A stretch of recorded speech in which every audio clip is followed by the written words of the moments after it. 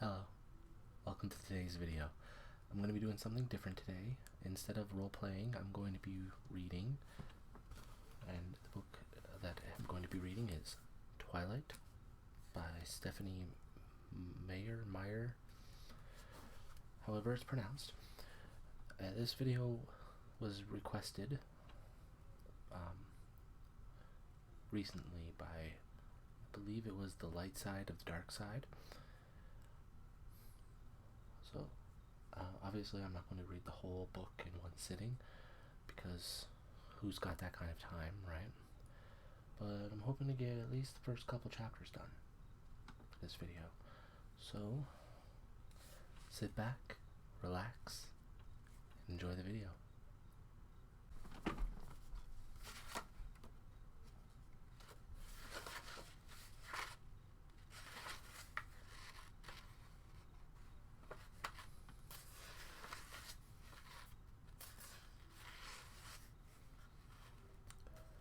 But of the tree of the knowledge of good and evil, thou shalt not eat of it, for in the day that thou eatest thereof, thou shalt surely die.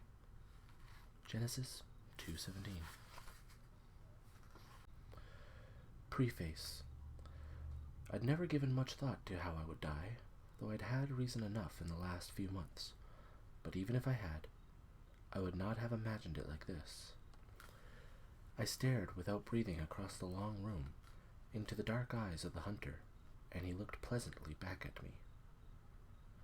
Surely it was a good way to die, in the place of someone else, someone I loved, noble even. That ought to count for something. I knew that if I'd never gone to Forks, I wouldn't be facing death now, but terrified as I was, I couldn't bring myself to regret the decision. When life offers you a dream so far beyond any of your expectations, it's not reasonable to grieve when it comes to an end. The hunter smiled in a friendly way as he sauntered forward to kill me.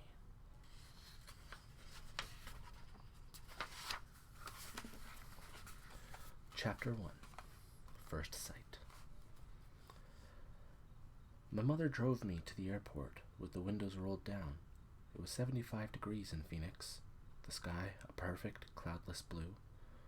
I was wearing my favorite shirt, sleeveless, white eyelet lace. I was wearing it as a farewell gesture. My carry-on item was a parka. In the Olympic Peninsula of northwestern Washington state, a small town named Forks exists under a near-constant cover of clouds. It rains on this inconsequential town more than any other place in the United States of America.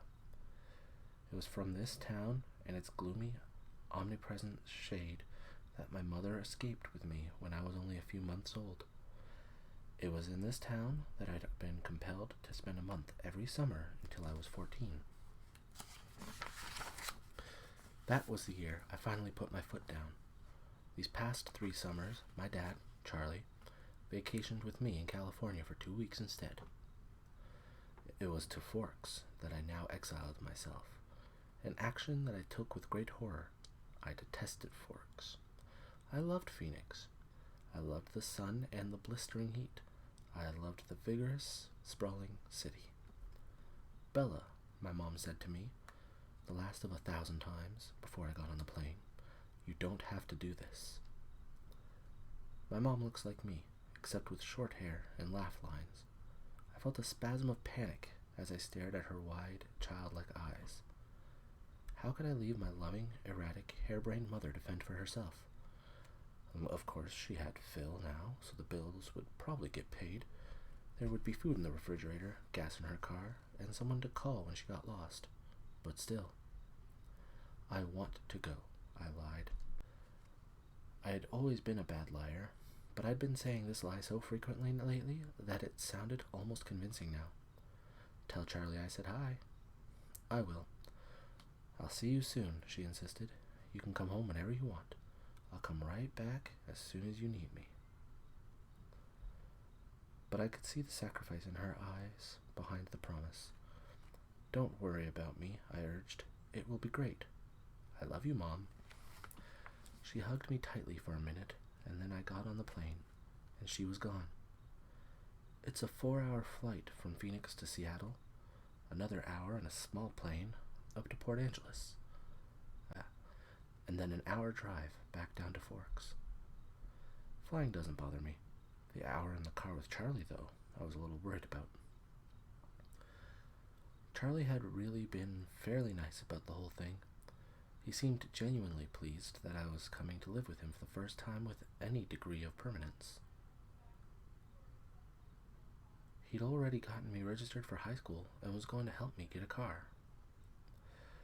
But it was sure to be awkward with Charlie. Neither of us was what anyone would call verbose, and I didn't know what there was to say regardless. I knew he was more than a little confused by my decision. Like my mother before me, I hadn't made a secret of my distaste for forks. She must prefer spoons. When I landed in Port Angeles, it was raining. I didn't see it as an omen, just unavoidable. I'd already said my goodbyes to the sun. Charlie was waiting for me with the cruiser. This I was expecting too. Charlie is Police Chief Swan to the good people of Forks. My primary motivation behind buying a car, despite the scarcity of my funds, was that I refused to be driven around town in a car with red and blue lights on top. Nothing slows down traffic like a cop. Charlie gave me an awkward one-armed hug when I stumbled my way off the plane. It's good to see you, Bells, he said, smiling as he automatically caught and steadied me. You haven't changed much. How's Renee? Mom's fine. It's good to see you too, Dad. I wasn't allowed to call him Charlie to his face. I had only a few bags. Most of my Arizona clothes were too permeable for Washington. My mom and I had pooled our resources to supplement my winter wardrobe, but it was still scanty. It all fit easily into the trunk of the cruiser. I found a good car for you, really cheap, he announced when we were strapped in. What kind of car? I was suspicious of the way he said a good car for you, as opposed to just good car. Well, it's a truck, actually, a Chevy. Where did you find it? Do you remember Billy Black down at La Push? La Push was the tiny Indian reserve on the coast. No. He used to go fishing with us during the summer. Charlie prompted. That would explain why I didn't remember him. I do a good job of blocking painful, unnecessary things from my memory. He's in a wheelchair now, Charlie continued when I didn't respond, so he can't drive anymore, and he offered to sell me his truck cheap. What year is it? I could see from his change of expression that this was the question he was hoping I wouldn't ask. Well, Billy's done a lot of work on the engine. It's only a few years old, really. I hoped he didn't think so little of me as to believe I would give up that easily. When did he buy it? He bought it in 1984, I think. Did he buy it new? Well, no. I think it was new in the early 60s, or late 50s at the earliest, he admitted sheepishly. Dad, I don't really know anything about cars. I wouldn't be able to fix it if anything went wrong, and I couldn't afford a mechanic. Really, Bella, the thing runs great. They don't build them like that anymore. The thing, I thought to myself. It had possibilities, as a nickname at the very least. How cheap is cheap? After all, that was the part I couldn't compromise on. Well, honey, I kind of already bought it for you, as a homecoming gift. Charlie peeked sideways at me with a hopeful expression. Wow. Free. You didn't need to do that, Dad. I was going to buy myself a car. I don't mind. I want you to be happy here. He was looking ahead at the road when he said this. Charlie wasn't comfortable with expressing his emotions out loud.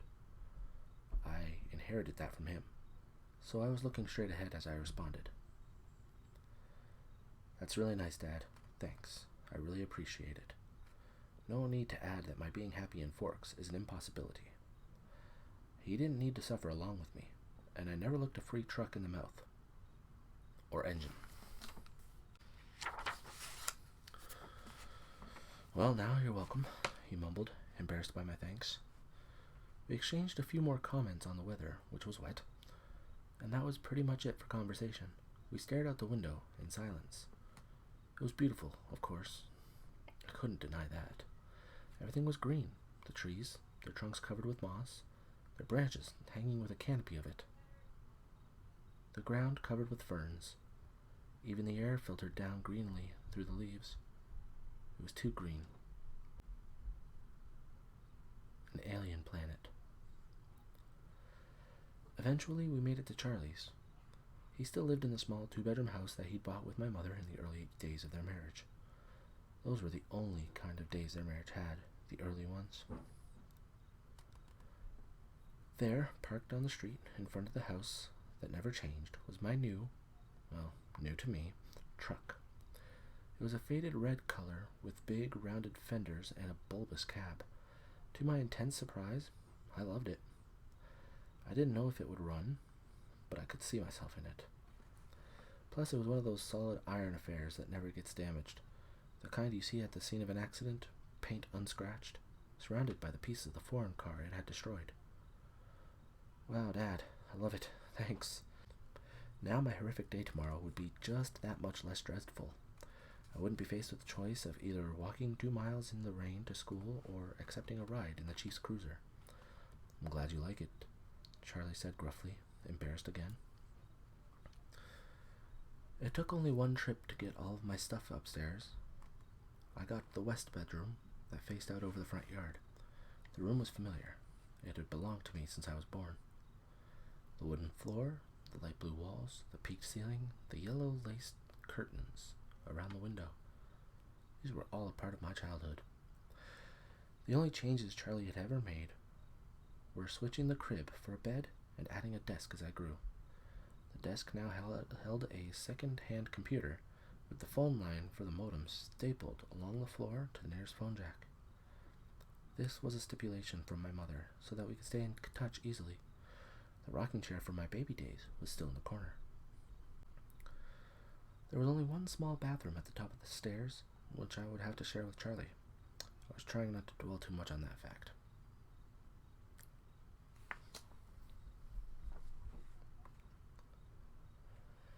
One of the best things about Charlie is he doesn't hover. He left me alone to unpack and get settled, a fear that would have been altogether impossible for my mother. It was nice to be alone, not to have to smile and look pleased. A relief to stare dejectedly out the window at the sheeting rain and let just a few tears escape. I wasn't in the mood to go on a real crying jag. I would save that for bedtime, when I would have to think about the coming morning.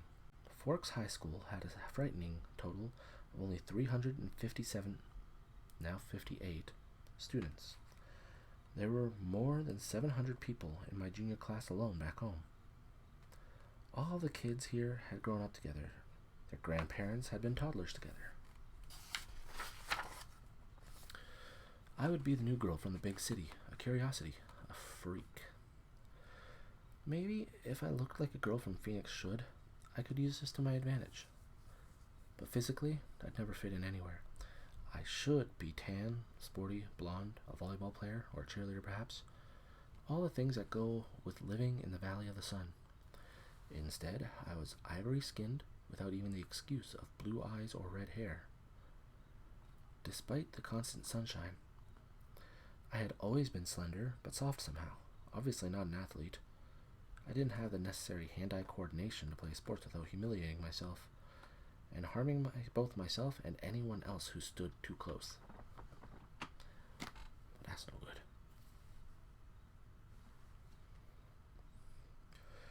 When I finished putting my clothes in the old pine dresser, I took my bag of bathroom necessities and went to the communal bathroom to clean myself up after the day of travel. I looked at my face in the mirror as I brushed through my tangled, damp hair. Maybe it was the light, but already I looked sallower, unhealthy. My skin could be pretty. It was very clear, almost translucent looking, but it all depended on color. I had no color here.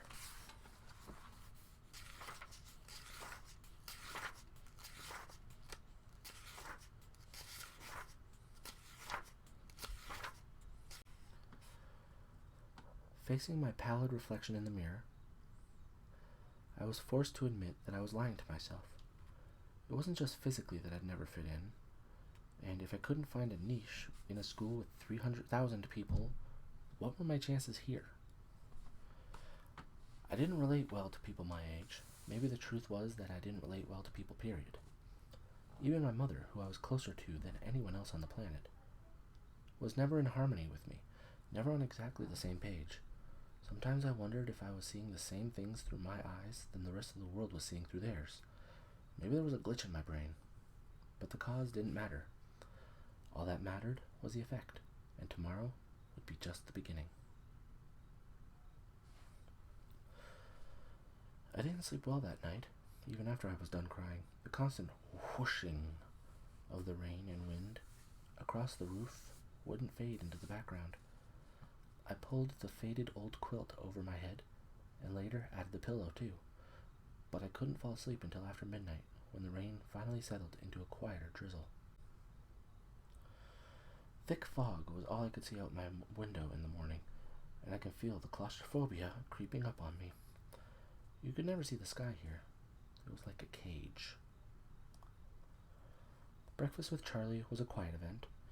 He wished me good luck at school. I thanked him, knowing his hope was wasted. Good luck tended to avoid me. Charlie left first, off to the police station. That was his wife and family. After he left, I sat at the old square oak table in one of the 3 unmatching chairs and examined his small kitchen, with its dark paneled walls, bright yellow cabinets, and white linoleum floor. Nothing was changed. My mother had painted the cabinets 18 years ago in an attempt to bring some sunshine into the house. Over the small fireplace in the adjoining handkerchief-sized family room was a row of pictures. First, a wedding picture of Charlie and my mom at Las Vegas. Then one of the 3 of us in the hospital after I was born, taken by a helpful nurse. Followed by the procession of my school pictures up to last year's. Those were embarrassing to look at. I would have to see what I could do to get Charlie to put them somewhere else, at least while I was living here. It was impossible, being in this house, not to realize that Charlie had never gotten over my mom. It made me uncomfortable. I didn't want to be too early for school, but I couldn't stay in the house anymore. I donned my jacket, which had the feel of a biohazard suit, and headed out into the rain.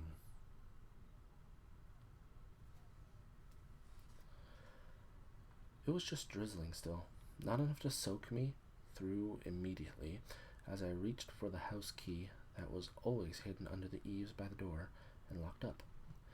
The sloshing of my new waterproof boots was unnerving. I missed the normal crunch of gravel as I walked. I couldn't pause and admire the truck again as I wanted. I was in a hurry to get out of the misty wet that swirled around my head and clung my hair under my hood. Inside the truck, it was nicer and dry. Either Billy or Charlie had obviously cleaned it up, but the tan upholstered seats still smelled faintly of tobacco, gasoline, and peppermint. The engine started quickly to my relief, but loudly, roaring to life and then idling at top volume. Well, a truck this old was bound to have a flaw. The antique radio worked, a plus that I hadn't expected. Finding the school wasn't difficult, though I'd never been there before. The school was, like most other things, just off the highway. It was not obvious that it was a school. Only the sign, which declared it to be Forks High School, made me stop. It looked like a collection of matching houses built with maroon-colored bricks. There were so many trees and shrubs, I couldn't see its size at all, at first. Where was the feel of the institution? I wondered nostalgically. Where were the chain-link fences, the metal detectors?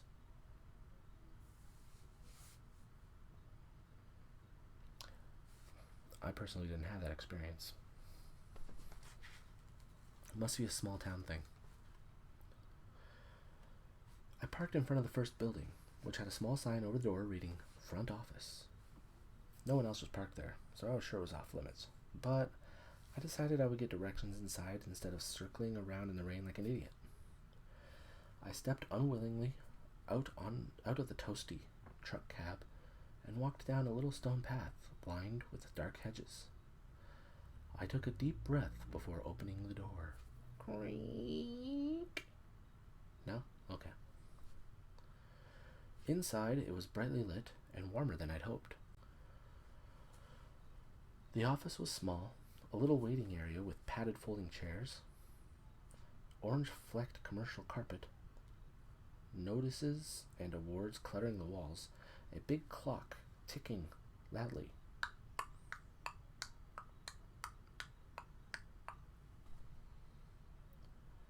Plants grew everywhere in large plastic pots, as if there wasn't enough greenery outside. The room was cut in half by a long counter, cluttered with wire baskets full of papers and brightly colored flyers taped to its front. There were 3 desks behind the counter, one of which was manned by a large red-haired woman wearing glasses. She was wearing a purple t-shirt, which immediately made me feel overdressed. The red-haired woman looked up. "Can I help you?" "I'm Isabella Swan," I informed her, and saw the immediate awareness light her eyes. I was expected. A topic of gossip, no doubt. Daughter of Chief's flighty ex-wife. Come home at last. "Of course," she said. She dug through a precariously stacked pile of documents on her desk until she found the ones she was looking for.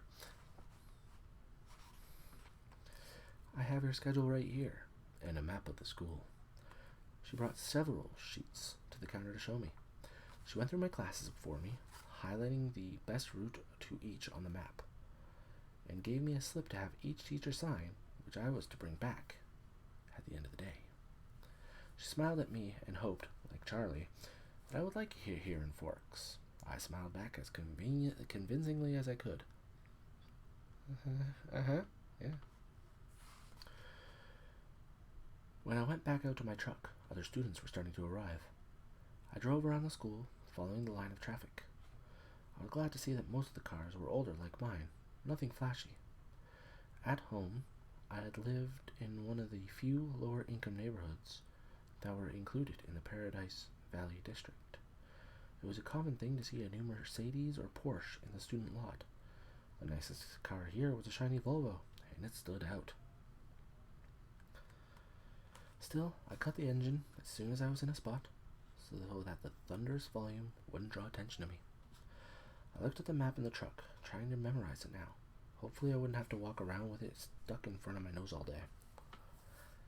I stuffed everything in my bag, slung the shoulder strap over my shoulder, and sucked in a huge breath. "I can do this," I lied to myself feebly. No one was going to bite me. I finally exhaled and stepped out of the truck.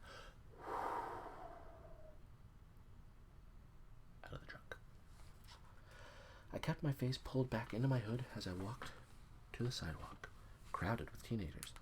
My plain black jacket didn't stand out, I noticed with relief. Once I got around the cafeteria, Building 3 was easy to spot. A large black 3 was painted on a white square on the east corner. I felt my breath gradually creeping toward hyperventilation as I approached the door. I tried holding my breath as I followed 2 unisex raincoats through the door. The classroom was small. The people in front of me stopped just inside the door to hang up their coats on a long row of hooks. I copied them. They were 2 girls, one a porcelain-colored blonde, the other also pale, with light brown hair. At least my skin wouldn't be a standout here. I took the slip up to the teacher, a tall, balding man, whose desk had a nameplate identifying him as Mr. Mason. He gawked at me when he saw my name, not an encouraging response, and of course I flushed tomato red. But at least he sent me to an empty desk at the back without introducing me to the class. It was harder for my new classmates to stare at me in the back, but somehow they managed. I kept my eyes down on the reading list the teacher had given me. It was fairly basic. Bronte, Shakespeare, Chaucer, Faulkner. I'd already read everything. That was comforting and boring. I wondered if my mom would send me my folder of old essays, or if she would think that was cheating. I went through different arguments with her in my head while the teacher droned on. When the bell rang, a nasal buzzing sound, a gangly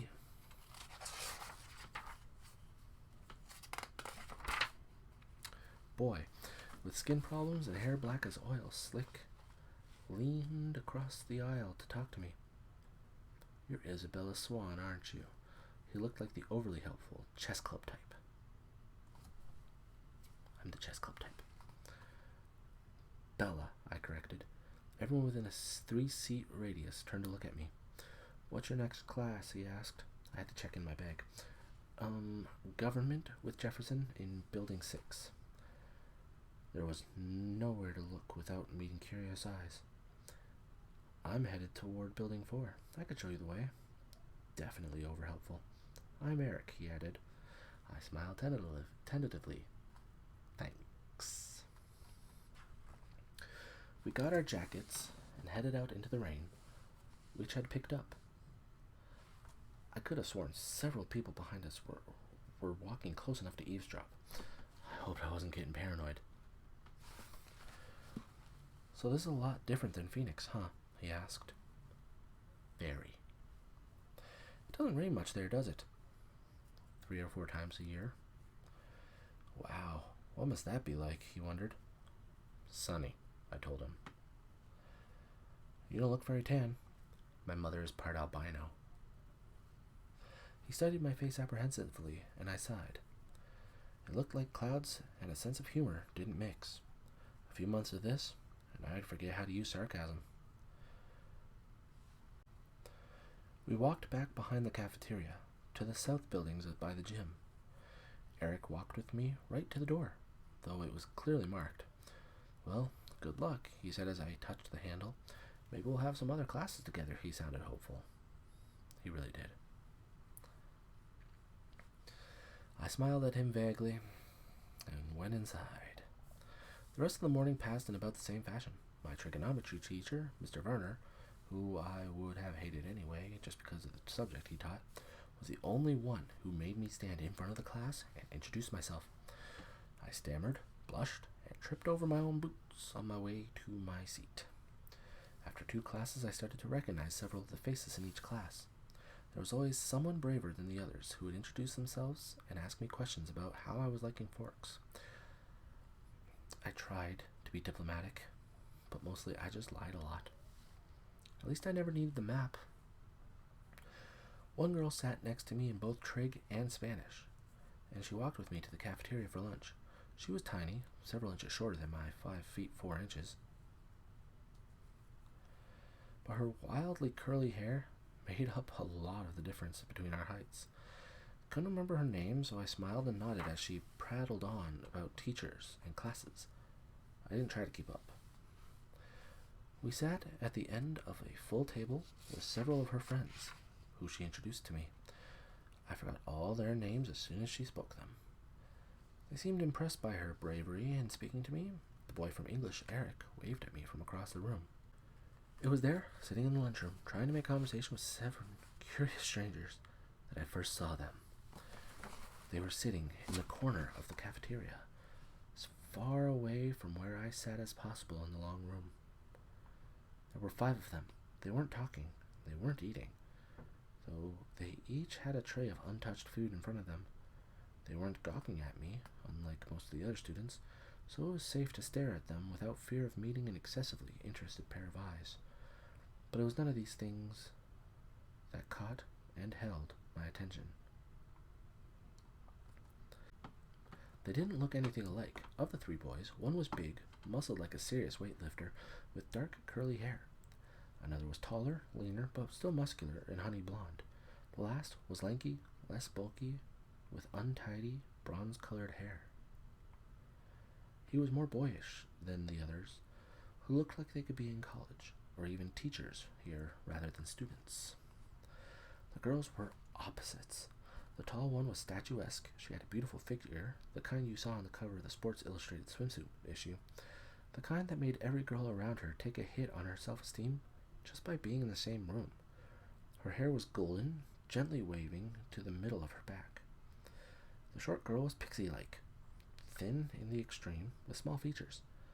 Her hair was a deep black, cropped short, and pointing in every direction. And yet they were all exactly alike. Every one of them was chalky pale, the palest of all the students living in this sunless town, paler than me, the albino. They all had very dark eyes, despite the range in their hair tones. They also had dark shadows under those eyes, purplish, bruise-like shadows, as if they were all suffering from a sleepless night, or almost done recovering from a broken nose. Though their noses, all their features, were straight, perfect, angular. Not like mine. Not like mine at all. But all this is not why I couldn't look away. I stared because their faces, so different, so similar, were all devastatingly, inhumanly beautiful. They were faces you would never expect to see except perhaps on the airbrushed pages of the fashion magazines, or painted by an old master as the face of an angel. It was hard to decide who was the most beautiful, maybe the perfect blonde girl or the bronze-haired boy. They were all looking away from each other, away from the other students, away from anything in particular as far as I could tell. As I watched, the small girl rose with her tray, unopened soda, unbitten apple, and walked away with a quick, graceful lope that belonged on a runway. I watched, amazed at her lithe dancer step, till she dumped her tray and glided through the back door, faster than I would have thought possible. My eyes darted back to the others, who sat unchanging. Who are they? I asked the girl from my Spanish class, whose name I'd forgotten. As she looked up to see who I meant, though already knowing probably from my tone, suddenly he looked at her. The thinner one, the boyish one, the youngest perhaps. He looked at my neighbor for just a fraction of a second, and then his dark eyes flickered to mine.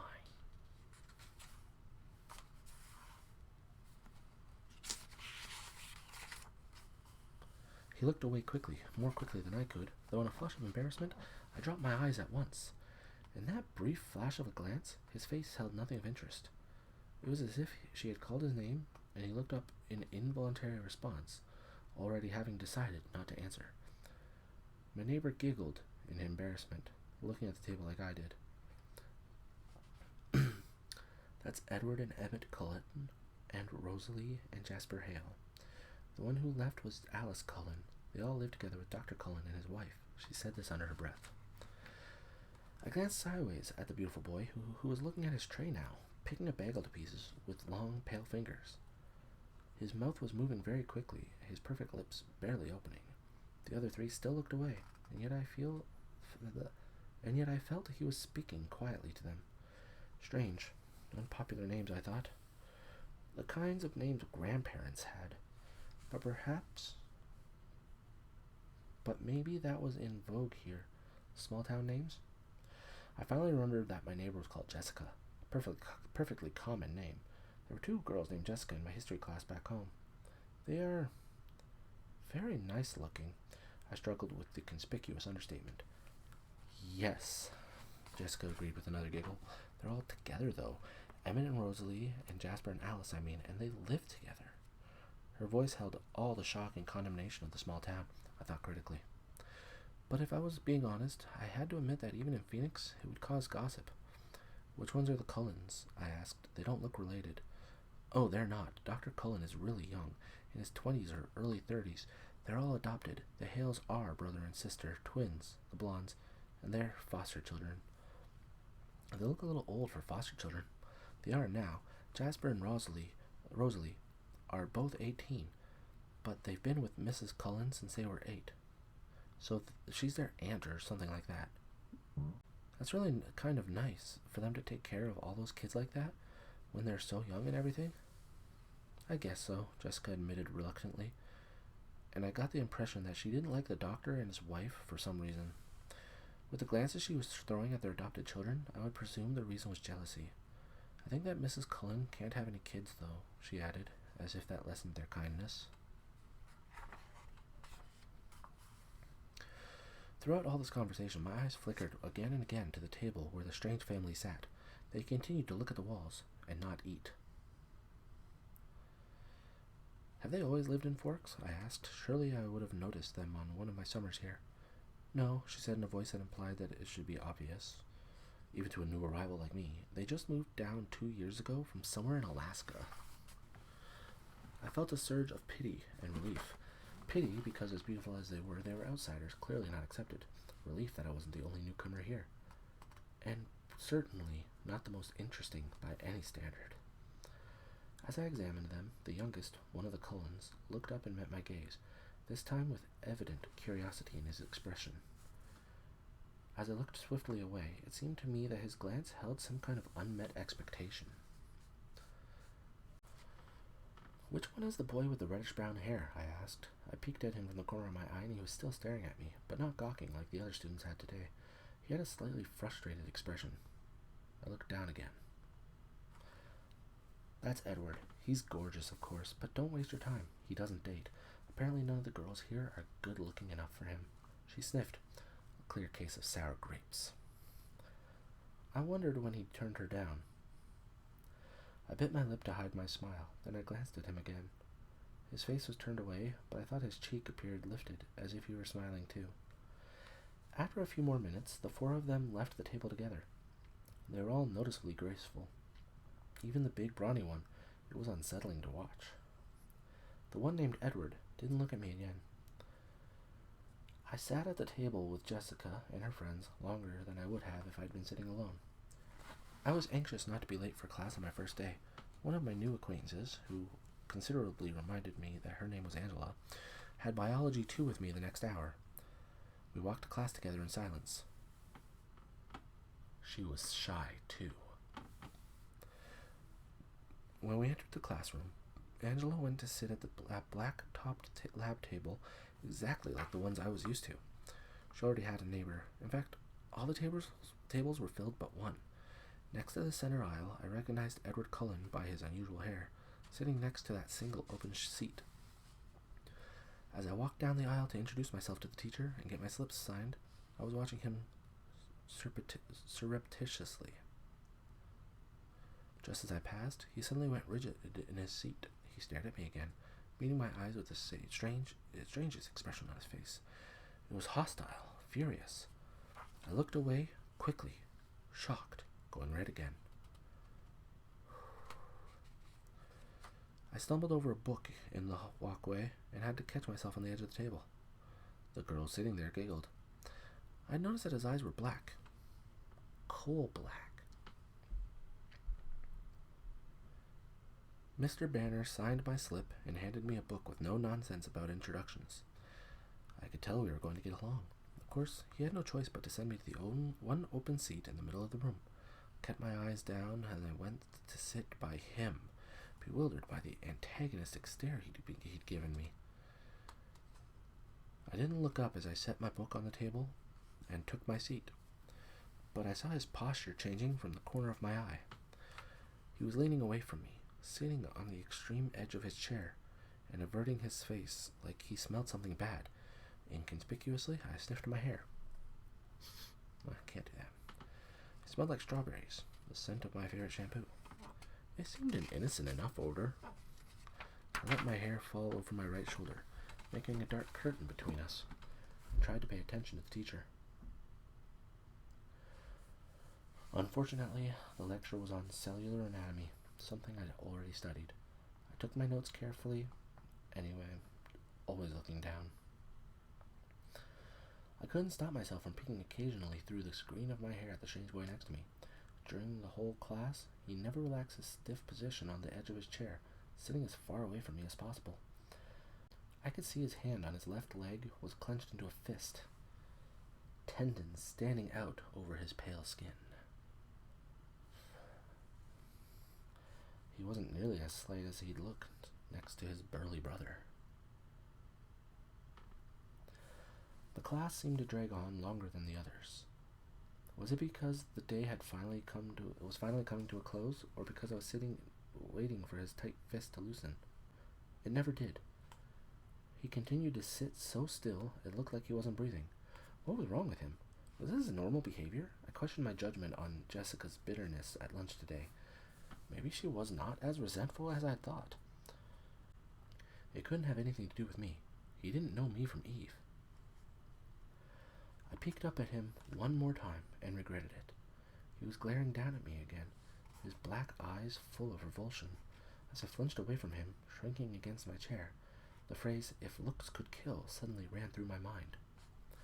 At that moment, the bell rang loudly, making me jump, and Edward Cullen was out of his seat. Fluidly, he rose. He was much taller than I'd thought, his back to me, and he was out the door before anyone else was out of their seat. I was sat frozen in my seat, staring blankly after him. He was so mean. It wasn't fair. I began gathering up my things slowly, trying to block the anger that filled me, for fear my eyes would tear up. For some reason, my temper was hardwired to my tear ducts. I usually cried when I was angry, a humiliating tendency. "Aren't you Isabella Swan?" a male voice asked. I looked up to see a cute baby-faced boy, his pale blonde hair carefully gelled into orderly spikes, smiling at me in a friendly way. He obviously didn't think I smelled bad. "Bella," I corrected him, with a smile. "I'm Mike." "Hi, Mike. Do you need any help finding your next class? I'm headed to the gym, actually. I think I can find it." "That's my next class, too." He seemed thrilled, though it wasn't that big of a coincidence in a school this small. We walked to class together. He was a chatterer. He supplied most of the conversation, which made it easy for me. He lived in California till he was 10, so he knew how I felt about the sun. It turned out he was in my English class also. It was the nicest person I'd met today. But as we were entering the gym, he asked, "So did you stab Edward Cullen with a pencil or what? I've never seen him act like that." I cringed. So I wasn't the only one who had noticed, and apparently that wasn't Edward Cullen's usual behavior. I decided to play dumb. "Was that the boy I sat next to in biology?" I asked artlessly. "Yes," he said. He looked like he was in pain or something. "I don't know," I responded. I never spoke to him. "He's a weird guy." Mike lingered by me instead of heading to the changing room. Dressing room. "If I were lucky enough to sit by you, I would have talked to you." That's small town flirting. I smiled at him before walking through the girls' locker room door. He was friendly and clearly admiring, but it wasn't enough to ease my irritation. The gym teacher, Coach Clapp, found me a uniform that didn't make me dress down for today's class. At home, only 2 years of PE were required. Here, PE was mandatory all 4 years. Forks was literally my personal hell on earth. I loved gym class. I watched 4 volleyball games running simultaneously, remembering how many injuries I had sustained and inflicted playing volleyball. I felt faintly nauseated. The final bell rang at last. I walked slowly to the office to return my paperwork. The rain had drifted away, but the wind was strong and colder. I wrapped my arms around myself. When I walked into the warm office, I almost turned around and walked back out. Edward Cullen was standing at the desk in front of me. I recognized again that tousled brown hair. He didn't appear to notice the sound of my entrance. I stood pressed against the back wall, waiting for the receptionist to be free. He was arguing with her in a low, attractive voice. I quickly picked up the gist of the argument. He was trying to trade from 6th hour biology to another time. Any other time. I just couldn't believe that this was about me. It had to be something else. Something had happened before I entered the biology room. The look on his face must have been about another aggravation entirely. It was impossible that this stranger could take such a sudden, intense dislike to me. The door opened again, and the cold wind suddenly gusted through the room, rustling the papers on the desk, swirling my hair around my face. The girl who came in merely stepped to the desk, placed a note in the wire basket, and walked out again. But Edward Cullen's back stiffened, and he turned slowly to glare at me. His face was absurdly handsome, with piercing, hate-filled eyes. For an instant, I felt a thrill of genuine fear, raising the hair on my arms. The look only lasted a second, but it chilled me more than the freezing wind. He turned back to the receptionist. "Never mind, then," he said hastily, in a voice like velvet. "I can see that it's impossible. Thank you so much for your help." And he turned on his heel, without another look at me, and disappeared out the door. I went meekly to the desk, my face white for once instead of red, and handed her the signed slip. "How did your first day go, dear?" the receptionist asked, maternally. "Fine," I lied, my voice weak. She didn't look convinced. When I got to the truck, it was almost the last car in the lot. It seemed like a haven, already the closest thing to home I had in this damp green hole. I sat inside for a while, just staring out the windshield blankly, but soon I was cold enough to need the heater, so I turned the key and the engine roared to life. I headed back to Charlie's house, fighting the tears the whole way there.